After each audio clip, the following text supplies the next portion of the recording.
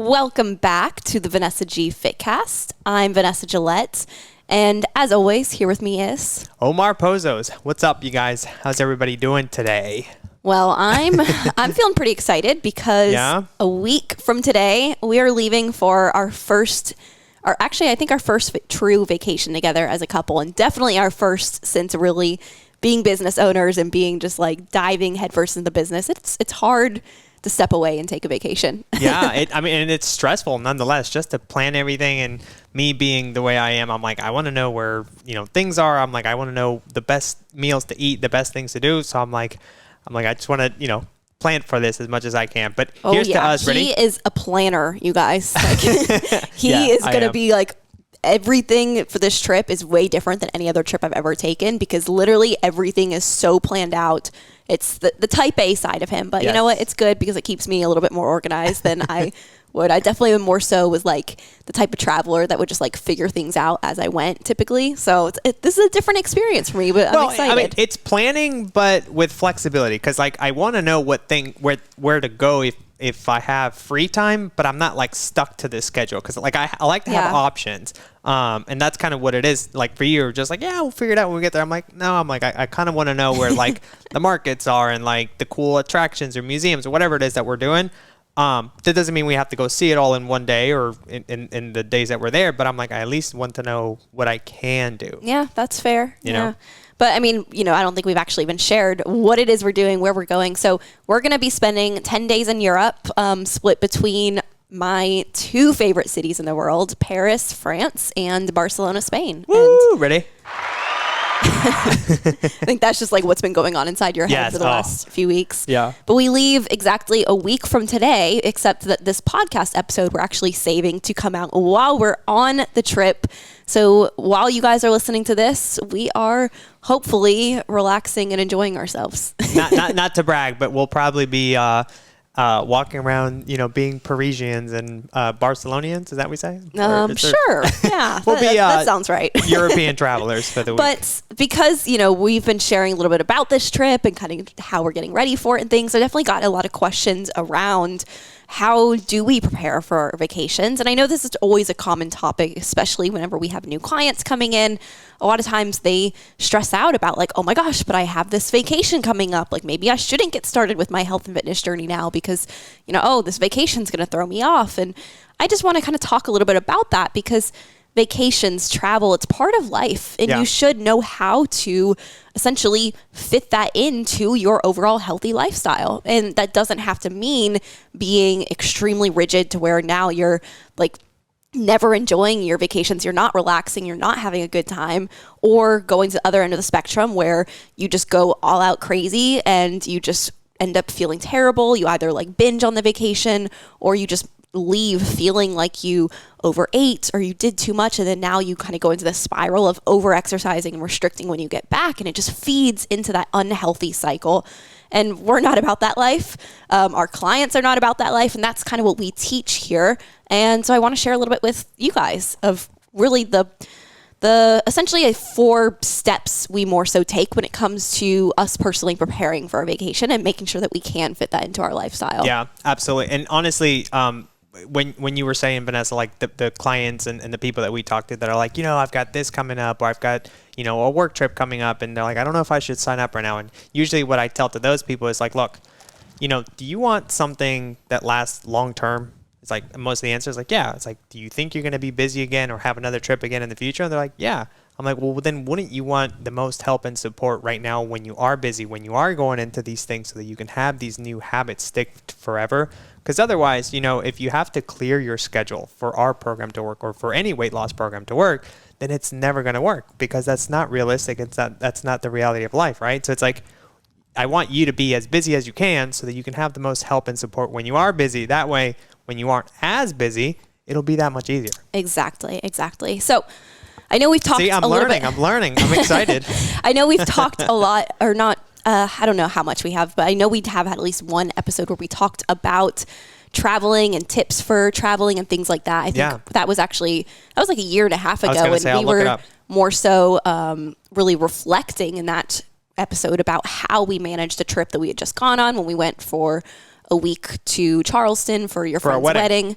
And so we kind of were reflecting on that one, but I realized we haven't ever done an episode where we actually talked about what we do before the trip and how we prepare mentally and what we pack and all the different things. So that's really what I want this episode to be about.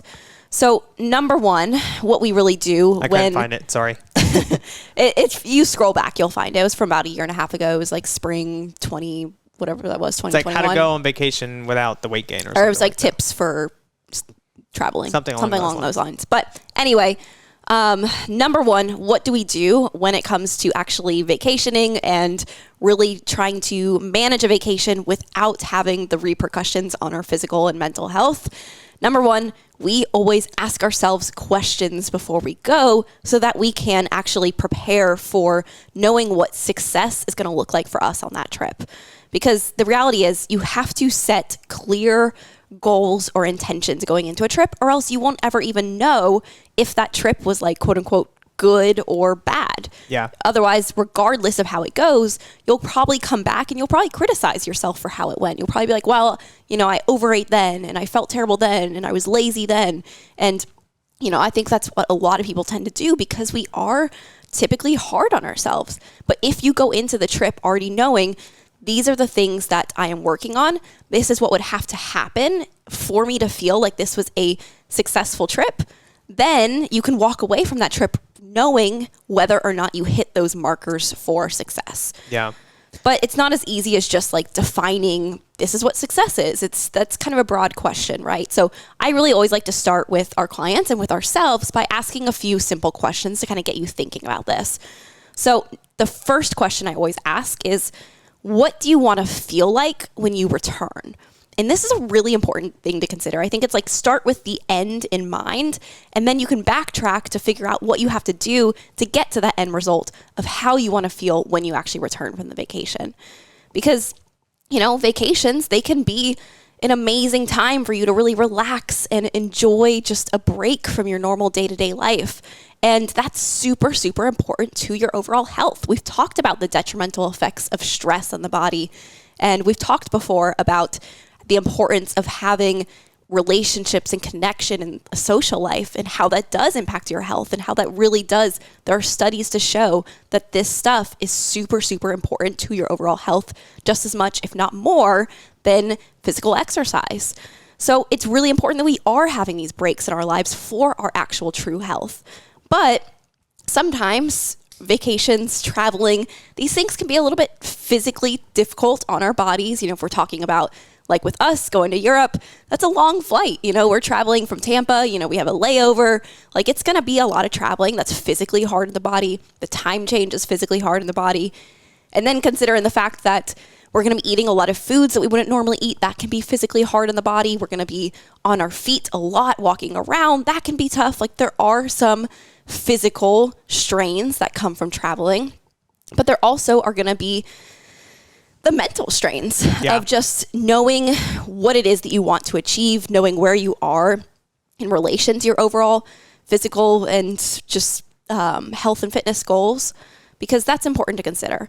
If we are having, too many drinks at the dinner with friends and then you wake up the next morning and you feel hungover, like that might affect how you feel about yourself. So if, again, we start with the end in mind, we identify how do we want to feel when we actually return from the trip, then we can just reverse engineer that effect to know what do we need to do in order to feel that way.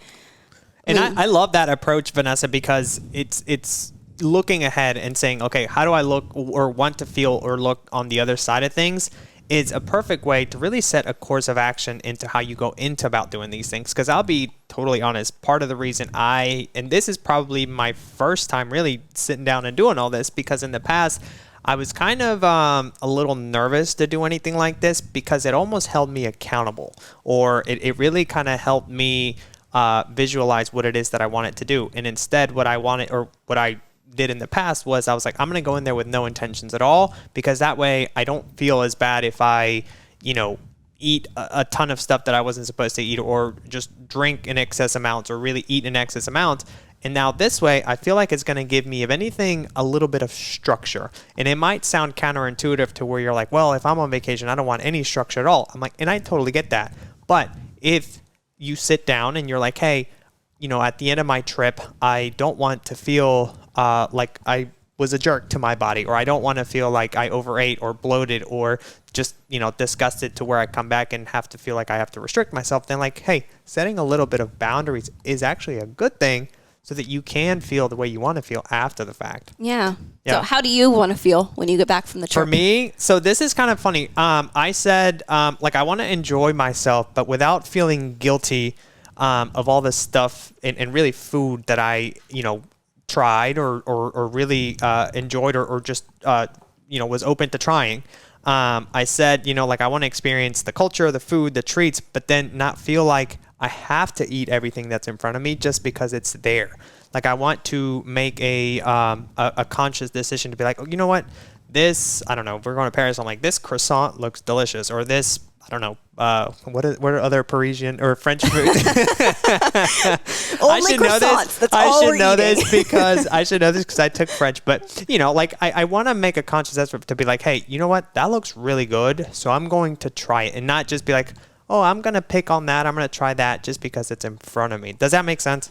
Yeah. So you want to come back feeling not guilty, essentially. Yes. Yeah. Like, okay. I want to immerse myself in the cultures. And if that means enjoying a great meal, then so be it. But not to where I can be like, you know what?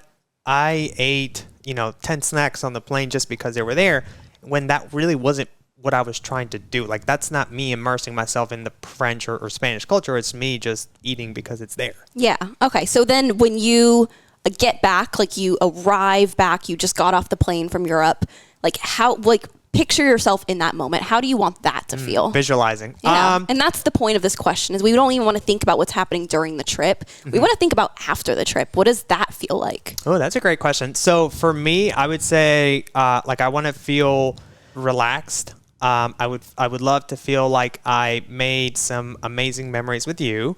And more than anything, just, I think relax is kind of the way I want to go. Like, I want to, with us working so hard in the business lately, I want to put myself away from the business, not think about it for a couple of days, and hopefully feel relaxed and really refreshed. How about you? Oh, I love that too, because that right there, now you're identifying, okay, I want to feel relaxed. And so now, once we'll get into the next questions, but now once you have that end in mind, now you can say, what do I have to do? What has to happen in order for me to feel relaxed when I get home? Yeah. And now that's like your North Star, and that's what's guiding your decision making. But for me personally, I also was thinking, like, I want to feel really relaxed. And I was kind of stealing your words, but I also had that written down when I went over this myself. I was journaling about this yesterday, but that's the whole point of this vacation, is for us to take some time away, to relax, to unwind, and to come back feeling refreshed, feeling energized, and ready to dive back into work with like a clear mind. And so now I know, if I'm, thinking about my decision making during the trip, I'm going to keep that end goal in mind of, I want to feel energized, I want to feel relaxed. That's going to help guide my decision making. But the other thing that I also noted is that I want to feel really, really proud too, because that's a good word. This is the thing. We've gone on multiple trips really throughout our time, like in the past few years, like during different ebbs and flows of our health and fitness journey. So I've experienced a lot of ups and downs through different trips, but I actually have not been to Europe. Well, I would say the last big Europe trip I had was in college when I went to Spain. And that was honestly a big, I would say, downfall for me in my health and fitness journey. I've talked a lot about the year in my college experience where I gained about 30 pounds in a year. A big chunk of that while I was abroad in Spain. And that was because I did a lot of essentially binge eating, binge drinking, a lot of just not treating my body well, a lot of feeling physically and mentally bad.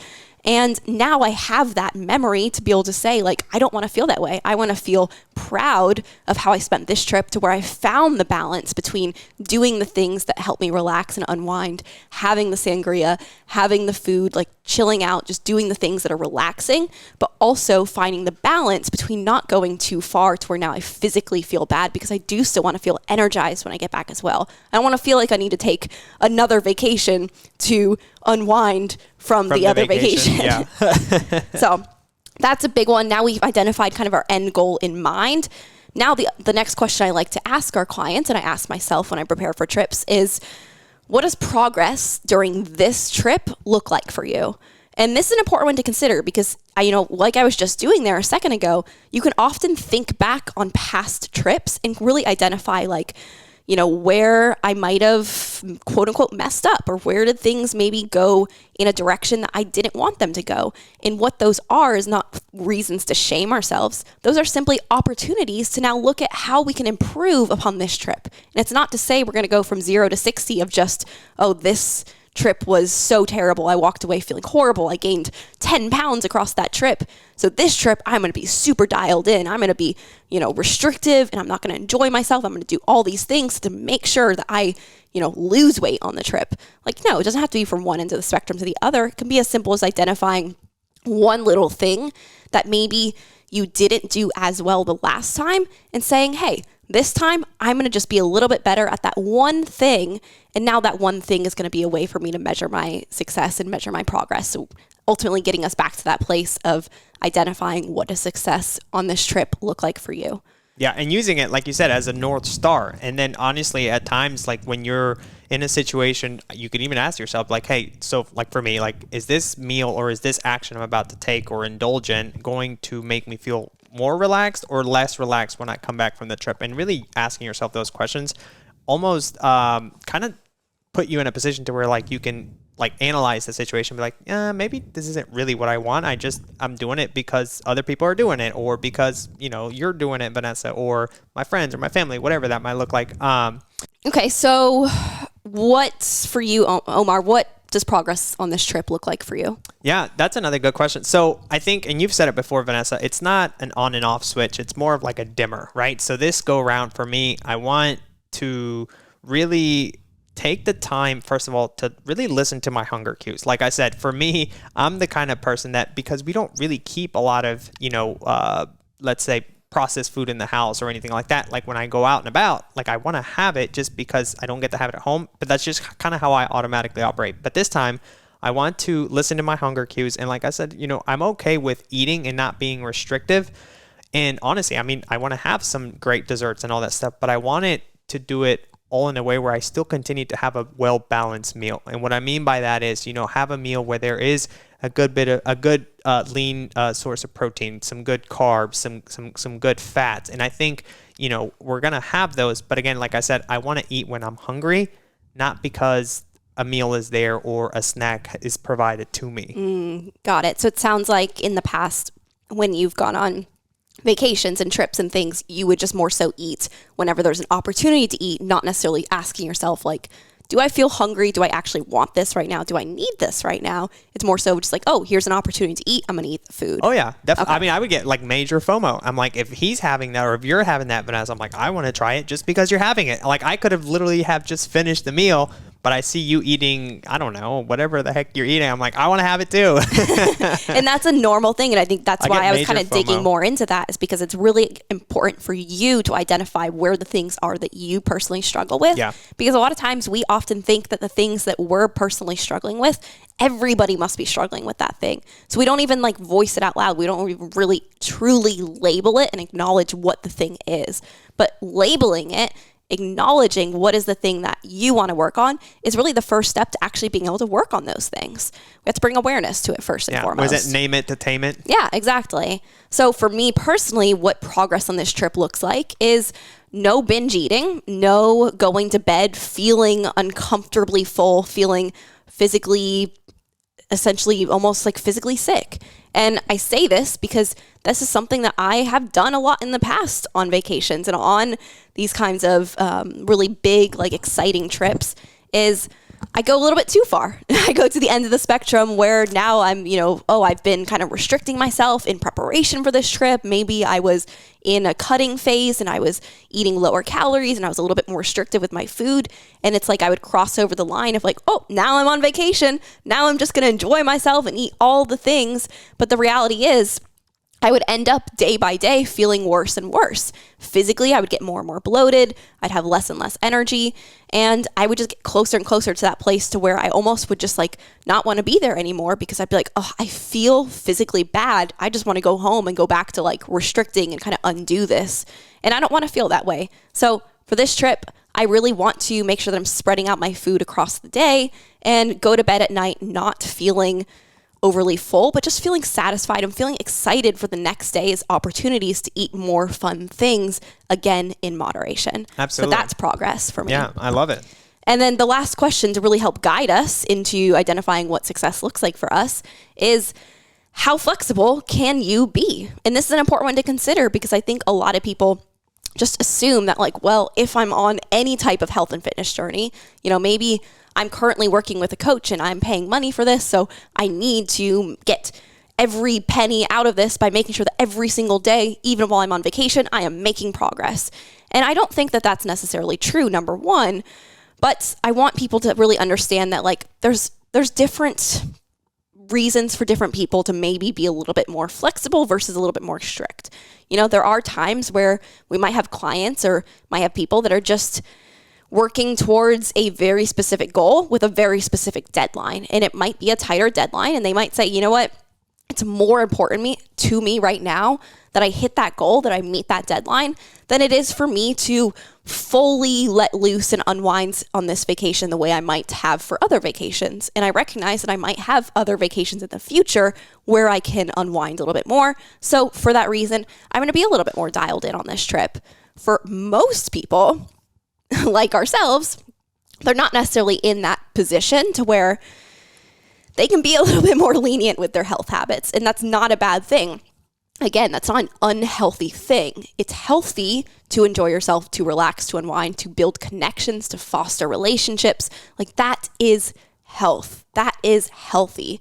And so we need to recognize that and just identify, can I be a little bit more flexible, or should I be a little bit more, I don't want to say strict, but a little bit more focused on structured. Yeah, a little bit more structured. Thank you. That's the word I'm looking for. So Omar, with that question in mind, how flexible can you be? Well, to be honest, I mean, it kind of goes back to like my original questions, like, what does success look like to me, right? In this point of my life right now, like, we don't have, other than of course our upcoming wedding, like, I don't have anything else that could prevent me from like being super structured to where I can say, hey, I'd rather, not experience some of the things because I have, I don't know, an event coming up or something like that. So for me, I have a good bit of flexibility. I've actually just finished up a cut not too long ago, meaning I was in a good bit of a caloric deficit. So I'm working on slowly building up my calories again. And my goals are changing a little bit because I want to put on some more muscle. And funny, I just started working with our great coach, or not great, amazing coach.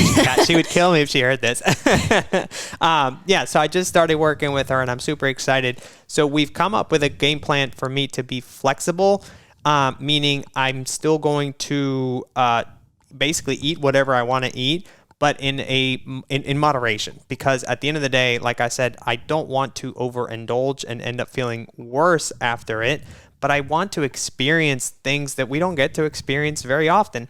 And to be quite honest with you, one of the things that I've started doing, and you kind of helped me really get some clarity on all this, before a couple of days ago, I was chatting with you, and I don't know if you remember this conversation, but I was saying, I'm going to stop eating ice cream or peanut butter cups until I get to the trip. And you were like, well, I want to challenge you a little bit on that. And I think you should have it here as well, so that when you get on the trip, you don't feel like you have to fall in that all or nothing mentality. And I was like, that's a great point, because the more I restrict myself, the more I'm going to want to push on the complete opposite side when we get there. It's a natural human tendency to want to push back against restrictions. Absolutely. So if you restrict now, you're going to end up setting yourself up to want to be a little bit more like rebellious. Indulgent. Once you're like, well, I'm on my vacation. Yep. Now I'm going to have the things that I wasn't allowing myself to have before I got here. Exactly. So I've actually made it an effort to like where I literally eat an ice cream bar every night, or peanut butter cups, or whatever that looks like, so that when I get to our trip, I don't have to eat, that second or third croissant. I don't know why I keep getting stuck on croissants. He's really excited about the croissants, you guys. But when I get there and I have the opportunity, like if I eat one and I listen to my hunger cues and I'm like, you know what, one's plenty, then I don't have to have the second or third one, because I know that regardless of whether I'm at home or on a trip or on vacation or whatever that looks like, I can still have those things. Does that make sense? Oh, and I'm so glad that you're pointing that out, because that's a huge thing for, we work with a lot of clients that have had binge eating tendencies, or just have had a little bit more of like that disorder type of eating behavior in the past. And these are a lot of the things that we do work through, because this is the processes that I've worked through myself to overcome binge eating in the past. And that is allowing yourself the flexibility. There's science to support that if you actually allow yourself to feel that feeling, like experience just the chemicals in the brain that come from eating the treats that is normally like this off-limit foods, and allowing yourself to feel safe in that experience of having that. Then when you go into these places where you're a little bit more out of your normal routines, you're a little bit out of your normal environment, and you feel like less in control, and you would normally in the past feel a little bit more inclined to start binge eating, because again, it's this out of control feeling that leads to that. Instead, you don't go that far into the spectrum because you're feeling like, well, this isn't that abnormal for me. I have treats. I experience this feeling at home on a daily basis. This is normal. So instead, I can just be a little bit more present in this moment, enjoy this delicious, flaky, buttery croissant. Back to the croissant. And enjoy it, but not feel inclined to just overdo it because I just suddenly feel out of control with this experience. And for me personally, going back to what is my level of flexibility for this trip, I honestly have a good bit of flexibility when it comes to essentially like the amount of food I can eat, because, you know, I've been working through my hormone health journey for the last 4 months or so at this point. And, you know, as a lot of you know from listening to the last couple episodes where I talked about my adrenal fatigue experience, and, you know, some of the different issues that also have been going on that I didn't really talk about yet. We will get to eventually in the podcast, as far as my gut health issues and some different things going on, sex hormone issues. You know, I've been very, very, I guess, fortunate in that we've been eating a lot of food, because that's part of helping my body feel very safe right now and helping lower the stress levels is actually increasing my caloric intake. So I'm actually eating more calories than I've really ever eaten on a consistent basis. So I absolutely don't feel restricted at all. At times, I actually have trouble eating enough food because it is so much that I definitely don't feel like I'm going to have any inclination to need to eat because of like coming out of a cut phase where it's a little bit more normal to feel a little bit more just slightly restricted, because we were having to execute a lot of like self-control and a lot of just like overriding some of those feelings of hunger that come from that. Whereas I don't really ever have to override the feeling of hunger. So I don't feel like I'm going to be triggered in that situation. However, I do have a little bit less flexibility when it comes to food quality. And that's because, again, going back to just where my health has been, I've made a lot of progress in my health markers over the last 4 months, from dialing in the types of foods I'm eating, following a little bit more restrictive protocols, things that are temporary. These are not going to be forever. But that being said, I do want to continue to feel really good. So that means personally for me, I'm going to continue to not eat any gluten on this trip. So, you know, we're going to be going to some gluten-free restaurants here and there. I'm going to be going to some gluten-free bakeries so I can get my gluten-free croissant. There's going to be some of that, but I am going to be a little bit more flexible in terms of some of the other things that I have been cutting out recently. So like I'm going to be allowing myself to have a little bit of alcohol in moderation. I'm going to be allowing myself to have some dairy in moderation. I'm going to allow myself to have some of these things, but I'm just going to really stay aware of the amount that I'm consuming and be a little bit less flexible there, just because, again, I want to keep that end goal in mind. I want to feel physically good. I want to feel energized. I don't want to feel like I need to take another vacation after this vacation. Yeah. So it sounds like it'll be quality over quantity for you. Yeah, exactly. And so, you know, that was really all step number one, was asking ourselves those questions. It's obviously a little bit the longest step. That's one that takes a little bit more time. I encourage you to really grab a journal and think about these things, write these things out. And I think if, because this happened to me, when you sent me kind of the questions and stuff we were going to go over, there was a little bit of a hesitation, and I was like, oh, I don't know if I want to do this. But again, you guys, it is a little uncomfortable, because I think once you put it out there, you almost kind of have a little bit of accountability. And honestly, I mean, I think us putting it out there on video on the podcast, it's going to hold ourselves accountable even more. So if it makes you feel a little uneasy, I would really challenge you to go ahead and do it, because it does make you uneasy. And even go further, you can even share it with a friend or whoever you're traveling with, because in that way, when you set those clear intentions ahead of time, you kind of put it out there in the universe to where, you know, you can really see if you held yourself accountable or not, as opposed to if you don't have any plan. Well, what is the saying? It's like, if you don't plan, you plan to fail, right? Yeah. And it really does come, it's very true. Yeah, exactly. But so really, we're going to actually take the answers that we really were putting out there for those questions, because those really are meant to be exploratory questions. They're meant to just get you thinking about things that you might not normally think about before a trip. But once we have those questions answered, now we can move on to step number 2, which is actually setting a health-related goal or intention. And I say goal or intention because I think it's important to consider that, goals oftentimes have these this feeling around it where it just feels a little bit more rigid. It feels a little bit more like, I don't know, something that people don't really want to do when they're thinking about a vacation where they want to unwind and they want to just not think about things. That's where sometimes I actually prefer the word intention, because again, that goes back to what is the intention for this vacation or this trip? How do you want to feel when you get home? How flexible can you be? What does progress look like for you from the past trips?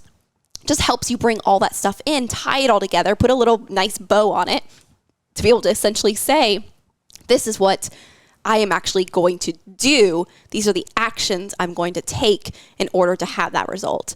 So for me, this, what I really want for this trip, essentially my goals, my intentions for this are going to be around, if you couldn't pick up on that, again, it's around quality and around moderating my quality. So it's not to say that I'm not going to have alcohol, but it is to say that I'm not going to overdo it and wake up hungover the next day. So a goal that I'm setting for myself is to always have the 1-to-1 rule. We've talked about this before, but always pairing a glass of an alcoholic drink with a glass of water. So if I have my glass of sangria and I drink it up, I have to drink a full glass of water before I have my second glass of sangria. And I could have a third glass, I could have a fourth glass, I could have as many glasses as I want in that moment. I'm not going to restrict myself, but I have to drink a glass of water between each. And what that's going to do is it's going to slow my intake down, so I don't drink quite as much as I would if I was just drinking the sangria. And because it's slowing me down, it's likely going to limit the amount I drink in total, and it's just going to keep me hydrated, so I don't really, it's less likely to wake up hungover the next day. Yeah, and we just booked our paella and sangria class last night. You so guys, excited. I am so pumped. And then the other really goal I have, which is a little bit more loose, a little bit less of a true, rule, you could say. And that's more so of just going to be aware of the amount of essentially foreign, unusual foods that I'm eating. And that's really just to stay aware of the total stress that I'm putting on my GI system, because I don't want to just get progressively more and more bloated throughout the trip and then find myself, halfway into the trip feeling physically terrible, not wanting to do the things that we're talking about doing, not wanting to go on the excursions. I want to continue to feel good. I want to be taking photos and feeling good about how I'm going to look in the photos, not having to worry about oh God, I probably just look horrible and bloated. I have a baby belly because of all this bloat in my, from the foods I'm consuming. No, I want to feel good. I want to feel confident. So in order to get that way, I need to just moderate. So I'm really going to keep in mind trying to limit the unusual foods to really less than 50% of my intake per day.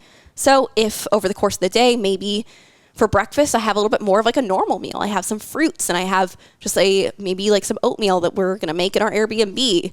But then maybe for lunch, I have some gluten-free croissants with some. I swear, if we don't eat you all could these honestly, croissants, if you want, turn this podcast or this YouTube video into a drinking game. Drink every sangria every time we say croissant. And you're going to be toasted.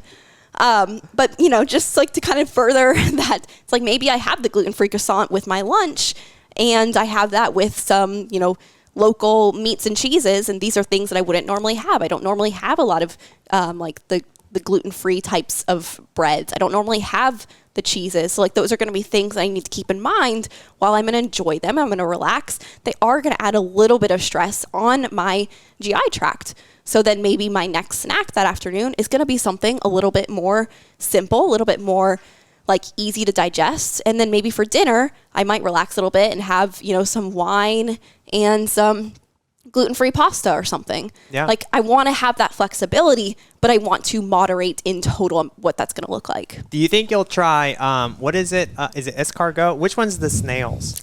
I don't think I will be. No. I think we got to try it. I don't know, babe. I don't know. I think they're gluten-free. I don't know.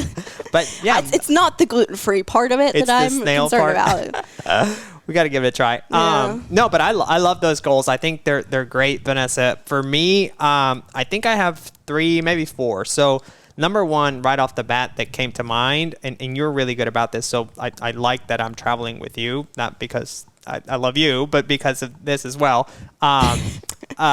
It's the water intake. So I know I've noticed even when I'm at home, so I keep like my water container, I'm kind of showing it on the camera, but even at home on the weekends when I don't stay on top of the water, I tend to like crave some more processed foods along the way, or I tend to notice that I'm extra hungry.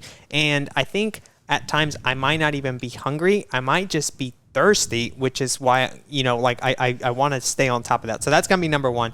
And then number 2, it's going to be eating plenty of protein. So I want to make sure that with every meal that I'm having, I have a good source of protein, whether that's, the meats from like the marketplaces or whatever we go to, or at lunch or dinner or whatever. But I want to have a good source of protein because not only does it help me stay full longer, but it also just kind of helps me stay away from the cravings or the foods that aren't necessarily as high in protein, and they're just more naturally, higher in fats and carbs. So those are the big ones. And then number 3, I really want to stay away from grazing all day, and instead I'd like to have 3 really good meals. So a good breakfast, a good lunch, and a good dinner.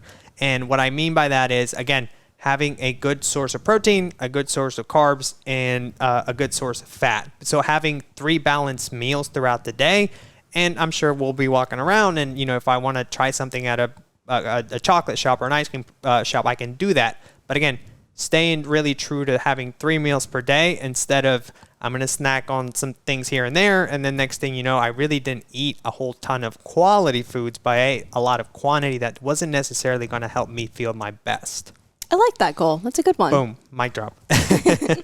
Yeah. And that brings us then to essentially set number 3. And we're going to move through this one a little bit more quickly because I know we've talked a lot about this stuff already. But number 3 is really just to create our eating and movement plan. And, when it comes to vacations and travel, like personally, if you guys haven't noticed, we tend to really kind of plan this stuff out as far as like what we're going to be eating. Like we've already made a lot of reservations at restaurants and like spread that out so that we can have that plan and we can keep in mind where we're going to be a little bit more indulgent versus where we're going to maybe eat some of the stuff that we're going to be making in our Airbnb. And that's the kind of thing where we have to just be aware of balancing the indulgence versus balancing out, making sure we're giving our body the right nutrients it needs to sustain our energy for the full 10 days.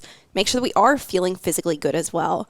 And, we also make plans for like what we're going to bring versus what we're going to essentially buy when we get there, because this is why we personally like to choose to stay in Airbnbs, is that we can have a kitchen or a kitchenette with a fridge and a stove and actually make some of the things that we like to make. But we also pack a lot of our own snacks, protein bars, protein powders, different things that we like to have just as essentially like extra resources with things. And then, when it comes to our movement plan, we don't really have as much of one for this trip because for various reasons, personally, I haven't been training at all in general the last few months. So for me, it's not a break from my training. So it's not necessarily something I have to consider as much. I might do some yoga in the mornings to just help open up my body. After a long day of traveling, might want to open my hips up a little bit, things like that to help me feel good. But personally, it's not really something I have to consider right now. But that being said, there are vacations, there are trips where we do factor those things in a little bit. Like when we're traveling, other times we might go and scope out what is a gym that we can drop into, or we might bring some resistance bands and do a little bit of movement at home. For this trip particularly, because it's Europe, because this is truly more of like a once in a lifetime vacation for us, we're just going to really want to make sure that we spend as much time as we can truly enjoying the trip. And we're going to allow for that break from our fitness plan, and that's okay. Taking a break from training can actually be good for you. For like somebody like Omar, who's been training really intensely, him taking this 10 days off is actually probably going to help his body. There's going to be a little bit of that super compensation effect where that recovery time is actually going to help him grow more muscle, help him come back from the trip, able to go right back into training, a little bit more energized and less fatigued, so that he can actually get more out of the following week once we get home. Yeah, and we've planned a good bit of activities that are outside, so there's going to be a ton of walking. So it's not like we're going to be in an Airbnb not moving. We'll probably get a ton of steps. And I know, like, for me, yeah, I'm definitely bringing maybe a lacrosse ball or a tennis ball just so I can, like, really kind of give myself a good stretch. Like, I tend to have lower back issues, so sitting in a plane for 6-7 hours is not going to be pretty, but having some bands or some lacrosse balls or tennis balls just to help you stretch and get a good, like you said, a good way to start your day in the mornings is perfect. Yep.